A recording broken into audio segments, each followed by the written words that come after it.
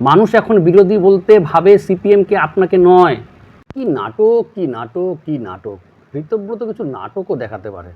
3:10 তারপর আবার আমি ফোন করি, 3:57 কথা হয় এবং প্রায় 12 মিনিট কথা হয়, সেই শেষ। মানে তারপরে রাশিদার সাথে কথা হয়নি।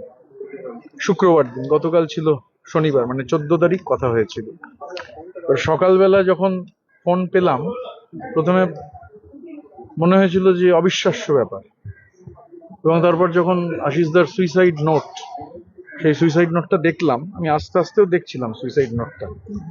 সুইসাইড নোটের খুব ইন্টারেস্টিং, মুক্তোর মতো হাতের লেখা, এবং এই যে ছাত্রাবস্থা থেকেই রাজনীতি শুরু উল্লেখ করেছেন। এবং দেখবেন ওখানে একটা জায়গায় রয়েছে, সর্বদা সব দলীয় অন্যায় মেনে নিতে না পারলেও প্রতিবাদ করতে পারিনি। এবার শুধু আশিস দা না, আমরা এখানে যারা আছি, আমার নেতা অনুব্রত মণ্ডল থেকে শুরু করে স্নেহাশিস চক্রবর্তী, আকরুজ্জামান, এখানে আমাদের অভিজিৎ সিনহা রয়েছেন, চাঁদুদা রয়েছেন, শতাব্দী রয়েছেন, আমাদের রিজু দত্ত এখানে আছে, অসিত মাল আমাদের এমপি রয়েছেন। তো আমরা আশিসদার মতোই আমরাও, মানে পরিস্থিতি ছিল না যে, এবং সেটা উনি লিখে গেছেন। মানে আশিসদার সঙ্গে গত কয়েক মাসে যতবার দেখা হয়েছে, কখনো নিজের কোনো কথা বলেননি। আশিসদা যেহেতু প্রাক্তন মন্ত্রী ছিলেন, মন্ত্রীরা বছরে যেই লোকটার সঙ্গে ওনার কিছুদিন আগে কথা হয়, সেই লোকটা ওনাকে কখনোই কোনোভাবেই বোঝাতে পারলো না যে চোর চোর স্লোগানটা তাকে শুনতে হচ্ছে।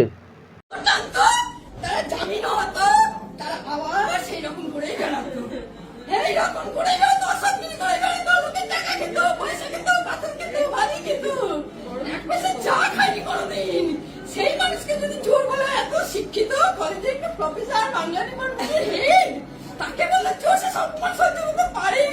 মানুষটা ঘুমড়ে ঘুমড়ে ঘুমড়ে ঘুমড়ে পড়ে গেল, সুইসাইড করে নিল, আর সুইসাইড করে মানুষটাকে মেরে দিল। এ পার্টি দেখিনি, এ পার্টি দেখিনি, এ পার্টি দেখিনি, আমরা দেখিনি কোনোদিন। মানুষকে মেরে দেওয়া পার্টি। আসলে কি, ঋতব্রতর মতন লোক কিছু থাকলে, যারা বিরোধী নেতা নিজেদেরকে বলে, তাহলে আর বিজেপির নিজস্ব মুখপাত্র লাগে না। আসলে এত সুন্দর নাটক করে গুছিয়ে গুছিয়ে কথা বলতে পারে। বাড়ির লোকেরা বলছে যেখানে তাকে চোর স্লোগান সত্যি হচ্ছে, এত সততা দেখানোর পরেও। কিন্তু ঋতব্রত কিন্তু এতদিন, যতদিন বেঁচে ছিলেন ততদিন পর্যন্ত কিন্তু কোনোবারই এই আশিসবাবুকে নিয়ে একবারের জন্য মুখ খোলেননি। কেন মুখ খোলেননি? তার প্রতি অন্যায় হচ্ছিল, তার প্রতি বিজেপির যে সমস্ত লোকেরা চোর চোর স্লোগান দিচ্ছিল তার বাড়ির কথা অনুযায়ী, তাহলে তখন আপনি কেন কথা বলেননি? আপনার সঙ্গে তো কিছুদিন আগেই কথা হয়েছিল। শতাব্দী রায়কে দেখে ভাবি মাঝে মাঝে, সত্যি মানে এত সুন্দর অভিনয় ভদ্রমহিলা করতে পারে। এত সুন্দর অভিনয়, এত সুন্দর অভিনয় শতাব্দী রায়, কী বলবো।